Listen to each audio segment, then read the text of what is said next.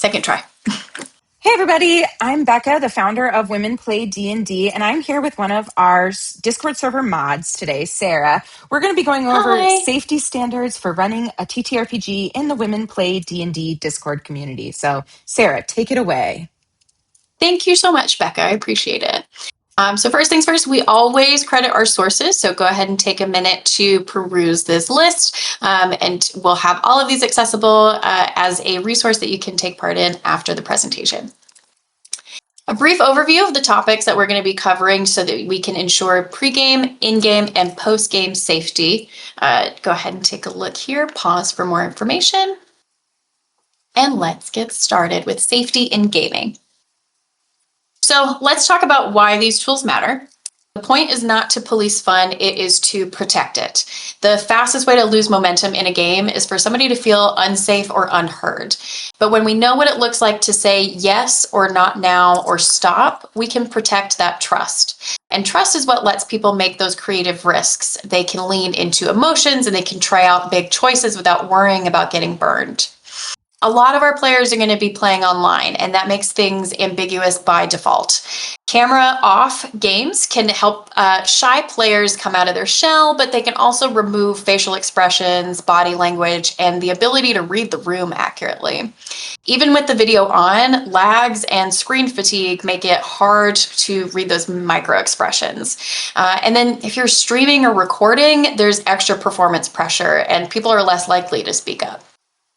There's even chat-only play, and a player can get distressed and silently disengage without you ever knowing why.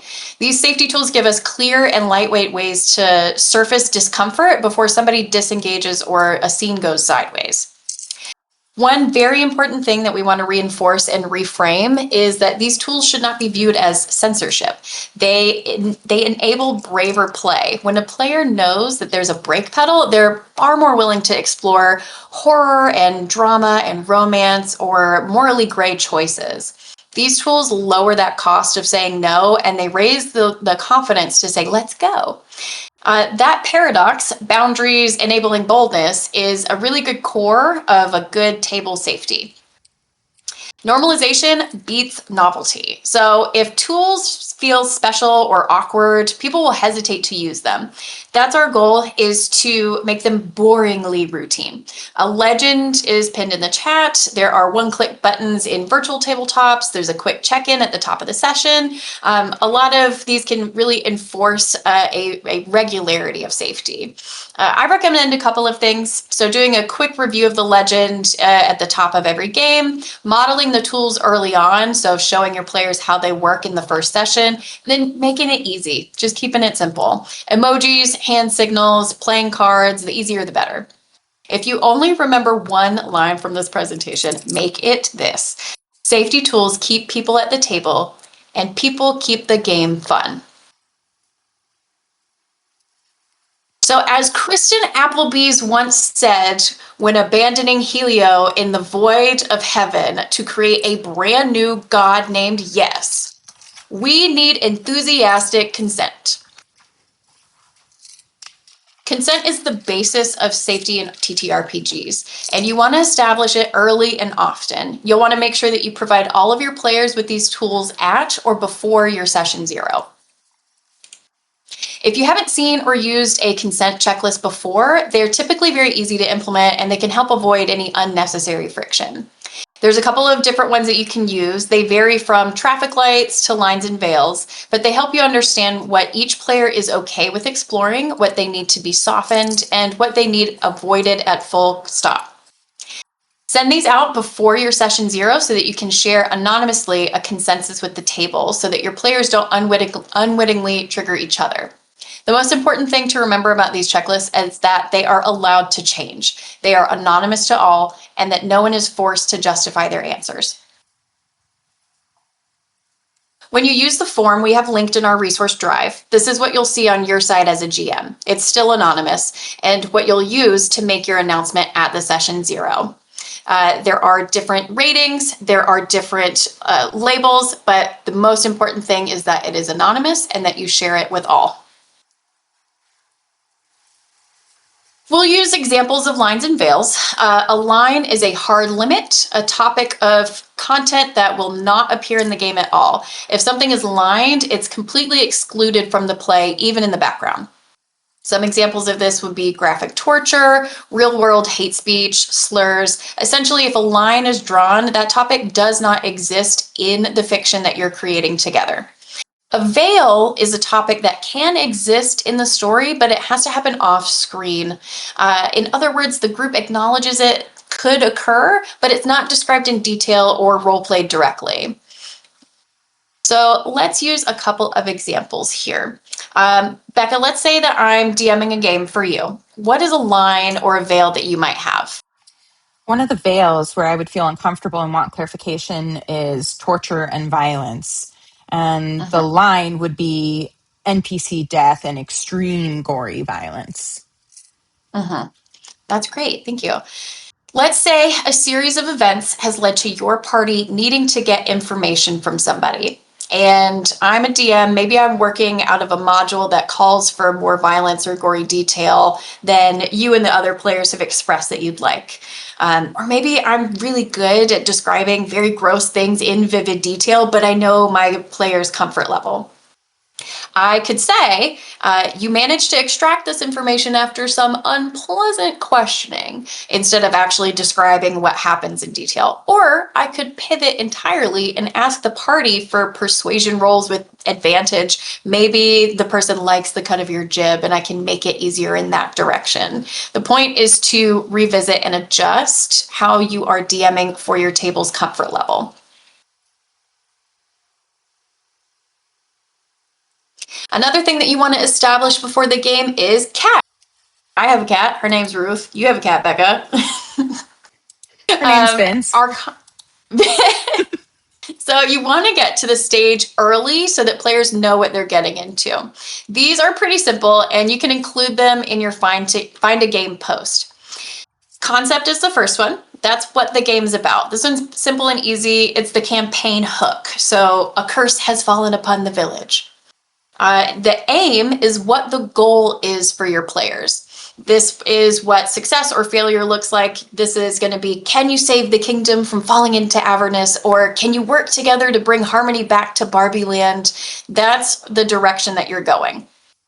The tone, this is important. Are goofballs welcome? Is this serious role play? Is this a level 20 campaign for only the crunchiest of number crunchers? That sets the tone so that your players know how to present at the table. And then subject matter, a lot of times with pre-written campaigns or modules, there is subject matter that just cannot be avoided. Putting those warnings in your post helps prevent undue stress. Our goal is to have enough campaigns that everybody can find a game that they can vibe with. But if you have a really deep and profound fear of vampires, you should probably not be signing up for a game of Vampire Masquerade. And then the norms. So the norms at your table should be stated in your session 0 as well, but some basics that we want to ensure are in our community listed are here. So you can take a pause, go through. The main thing is that we're creating an atmosphere of comfort, check-ins, and respect for the table. There's also, very importantly, an open door policy. You do not have to justify leaving a table for any reason. There is no penalty nor guilt, and you don't owe an explanation for leaving. Now that we've talked a little about what to do before the game, let's get into what safety looks like at the table. The biggest thing to remember is that things happen. You might forget somebody's veil. They might get an unexpected reaction to something in-game, but having the tools to address it in real time will save a whole lot of heartache in the long run. Script change. So if this is a media remote metaphor, pause to discuss or clarify, rewind to revise or change content, fast forward, stop, play, continue. It's all pretty self-explanatory. We also have X and O cards. This is the X would be to stop, skip, or change content. The N is heading towards X, but we need to course correct. O means I'm okay with it, and O question mark means you want to check on somebody else. The support flower and signals are kind of Ways to say keep going, softer, care needed, pay attention. These are really important ways to implement a variety of different responses. There's also the buddy system. Each player has a private check-in buddy to play or relay safety tools. You have somebody that you're designated to check in on. Heart cards are just using playing cards, what you have on hand with you. These are easy to find at any dollar store or gas station. A heart can mean thank you. A diamond can mean please involve me in this scene. A clover can mean move on or change, or a spade can mean please stop. And then emojis. Establishing hand signals and emojis can be easy to implement for online and stream play, but you can also use them in person. Thumbs up, thumbs down, rewind, stop. Personally, I love the heart cards. Becca, what's your favorite of all the different tools that we have here? Online emojis for sure. In person, I always bring a deck. I always bring a set of safety cards for every player at the table, similar to the ones with the question marks and circles. Yeah, I know you had a game recently where you used the X and O cards, didn't you? Mm-hmm. Okay, speaking of that, virtual tabletop. So we have a lot of members all over the world, which is amazing, but it does tend to lead to a lot of online tables. This is really great for meeting new people that you wouldn't otherwise be able to hang out with. But like we mentioned at the beginning, online play is ambiguous by default. Cameras off removes those facial expressions and the ability to read the room. Cameras on, there's still lags and a limited window for body language. There's play by text, but a player can become distressed and silently disengage without you understanding why. And we've included some in-game resources for the virtual tabletop so that you can overcome these struggles. Some video chat apps have emoji reactions. Some sites have add-on features for the XNO. I know Roll20 has those specifically. And if your virtual table is okay with cameras on, you can still use a lot of the in-person tools like the cards and hand signals. Okay, so you made it through your session. Yay! Now what? That's right. You as a GM still have a responsibility to your players after the game has ended. TTRPGs are famous for emotional scenes, drama, excitement, risk, and that can be a lot to come down from after a game, even when they go well. Let's talk about some ways that you can follow up with your table. So this is actually one of my favorites, the roses, thorns, and buds. At the end of your session or in the group chat afterwards, you'll want to ask your players what their thorns, roses, and buds were from the session. Offer for them to respond to you in a private message if they would like, so that their space doesn't feel invaded if you immediately one-on-one them afterwards. Roses are things that your players enjoyed. Thorns are things that were hard, confusing, or uncomfortable. And buds are something that they're excited to see more of next time. This helps reframe that in-game conflict, affirm tough player choices, and course correct anything that didn't go over well before anything like resentment or spiraling can begin. Decoupling. This one is one that a lot of people don't think about. One of the things you'll notice as you become a GM is players interchanging themselves for their character. They'll say, my character would like to explore this tunnel, or I want to see what's inside. There's nothing wrong with this on a base level, and it can really help your players get excited. When we think back to games that we've played, we actually remember scenes that were portrayed as if they actually happened. I have a lot more memories of looting corpses in dungeon cellars than I do of sitting at a table rolling rocks with my friends, even though they're one and the same. That's what makes it really important to decouple post-game so that players don't internalize pretend conflict. This is really super easy. We can practice some examples. Becca, that was a really fun decision that you made to have Pepper confront that prejudiced bird society about their ableism. And I bet that you are drawing on a lot of inspiration from those things that you stand up for in real life. What are some hopes that you have for Pepper the next time that we see her and all of her little rambunctious raccoon babies in Humblewood? I hope she's feeling continued empowerment to keep standing up and advocating for raccoon folk to have equal rights to bird folk. Exactly. That's great. Okay, private decompression. This is one that is just as much for you as a GM as it is for your players. Some emotions need some time to process, and leaving time for private decompression can look like sending a brief message into your group chat. Thanks for tonight. Remember to decompress. My DMs are open if you want to share anything.